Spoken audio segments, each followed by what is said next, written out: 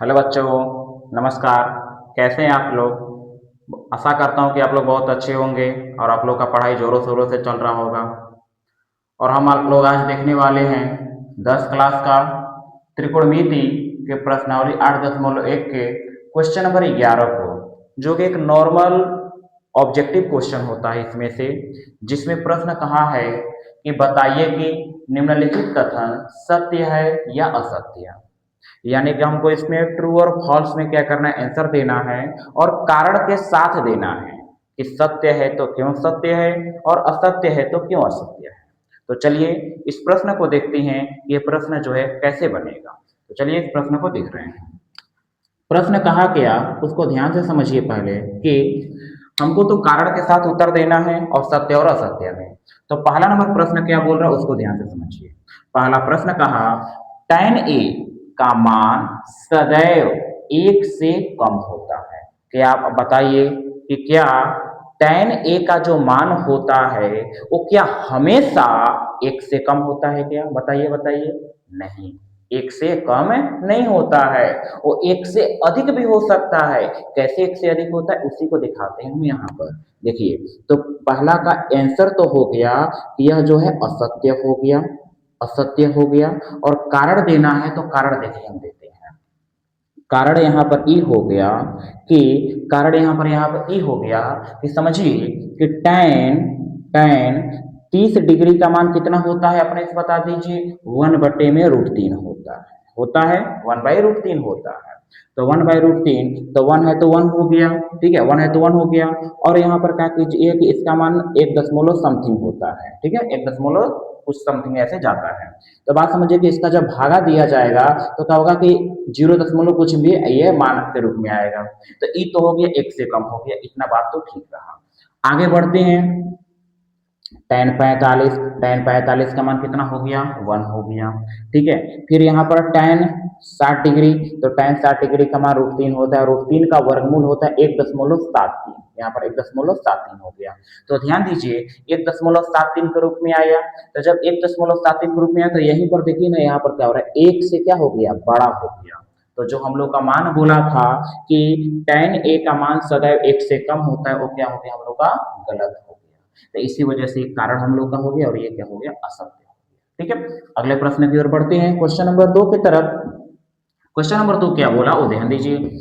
कोण ए के किसी मान के लिए सेक ए बराबर 12/5 है।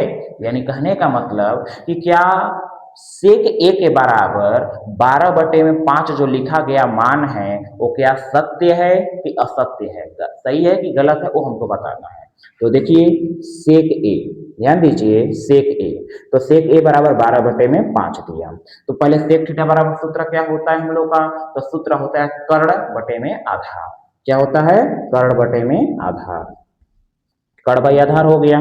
तो चूंकि जानते हैं कि कर्ण क्या होता है, बड़ा होता है, और आधार क्या होता है, छोटा होता है।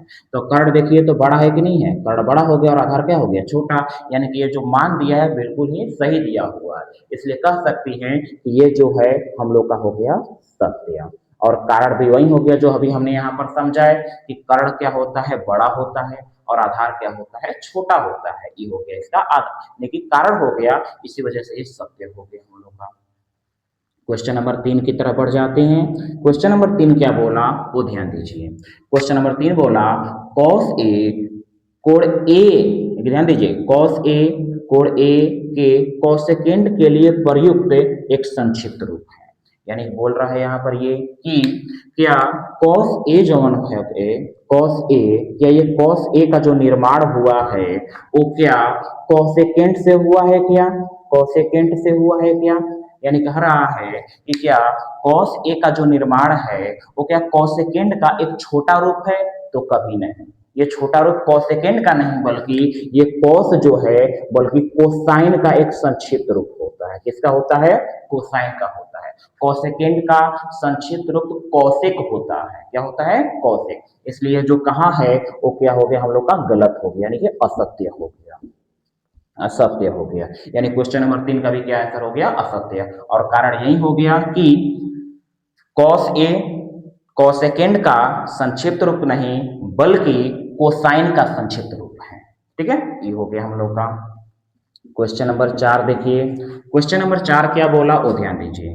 कॉट ए, कॉट और ए का गुणनफल होता है, यानी कहने का मतलब ध्यान दीजिए, बोला है कि जैसे हम कॉट ए नॉर्मली लिखते हैं, नॉर्मली हम कॉट ए लिखते हैं, तो सवाल कहा कि क्या ये जो कॉट ए है वो क्या कॉट और ए का यहाँ पर गुणनफल है क्या? तो कभी नहीं। याद रखिए कि यहाँ पर जो ये मान दिया गया रहता है वो गुणनफल में नहीं रहता, गुणा में नहीं रहता है, बल्कि वो मान जो होता है थीटा के रूप में रहता है। तो उसको कभी भी गुणा के रूप में मत समझिएगा, वो गुणा के रूप में कभी नहीं होता है। ठीक है, इस बात को ध्यान रखिएगा। तो ई का होता है कभी गुणा के रूप में नहीं होता है, तो इसको लिए ध्यान में रख लीजिए। तो इसका आंसर का हो गया असत्य हो गया। क्या हो गया आंसर? असत्य। ठीक है, क्वेश्चन नंबर 5 देख लीजिए यहीं पर। क्वेश्चन नंबर 5 फिर बोल दिया गया, किसी भी कोण यानी किसी भी कोण थीटा के लिए साइन थीटा बराबर 4/3। कहने का मतलब देखिए, साइन थीटा बराबर 4/3। इसको जस्ट जो है इस पर समझिए, क्वेश्चन नंबर 2 पर, उसी पर बनेगा ये कि अब साइन थीटा बराबर सूत्र क्या होता है? लंब बटे में कर्ण। अभी हमने क्वेश्चन नंबर 2 में बताए कि कर्ण क्या होता है? बड़ा होता है, और लंब और आधार क्या होता है? छोटा होता है।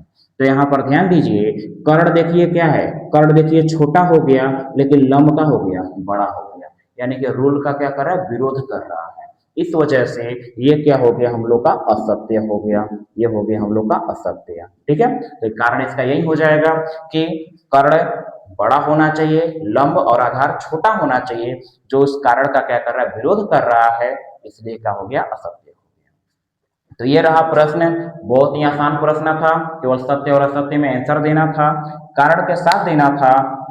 और इस प्रश्न को हमने बहुत अच्छे तरह से आप लोगों को बताया। फिर भी अगर आप लोगों को समझ में नहीं आता है तो इस वीडियो को कई बार रिपीट करके देख लीजिए, समझ में जरूर आ सकता है। अगर तभी भी नहीं आता है तो इस वीडियो के नीचे कमेंट कीजिए। अगर कमेंट आप लोग करते हैं तो अगले वीडियो में इस प्रश्न को दोबारा लाएंगे, दोबारा समझाएंगे, लेकिन आप लोग के दिमाग में जरूर घुसाएंगे इस प्रश्न को, इतना मेरा वादा है। तो चलिए आज के लिए इतना ही, मिलते हैं अगले प्रश्न के साथ। अब ये प्रश्नावली तो खत्म हो गया, अब मिलते हैं अगले प्रश्नावली के साथ। तब तक के लिए धन्यवाद।